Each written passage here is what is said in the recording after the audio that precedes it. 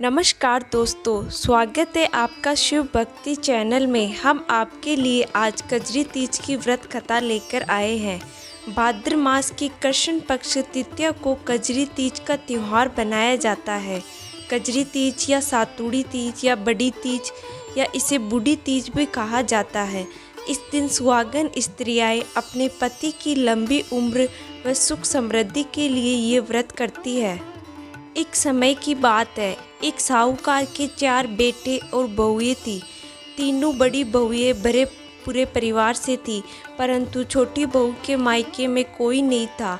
बड़ी तीज पर तीनों बहुओं के घर से सतु आया और लेकिन छोटी बहू का मन इस विचार से दुखी हो गया कि उसके लिए सतु कहाँ से आएगा।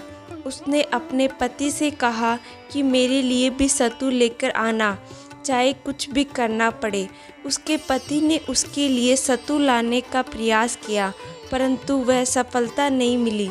जब वह शाम को घर लौटा और अपनी पत्नी का उदास चेहरा देखा तो वह रात भर सो ना सका।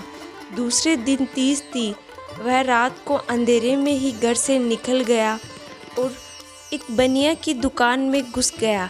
वहाँ चने की दाल लेकर चक्की में पीसना शुरू कर दिया।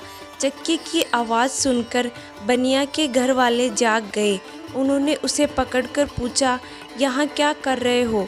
इस पर उसने जवाब दिया कि कल सातुड़ी तीज है और मेरी पत्नी के पीहर में कोई नहीं है, अतः उसके लिए सत्तू चोरी करने आया हूँ।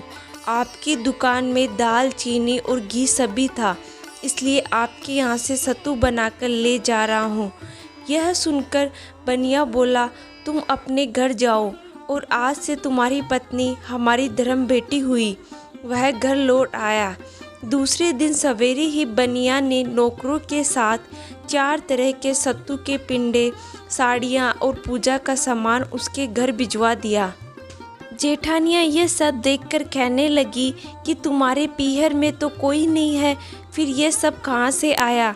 तब देवरानी ने उन्हें सारी बात बताकर कहा कि यह सब मेरे धर्म पिता ने भेजा और सबने मिलकर कजली माता की पूजा की।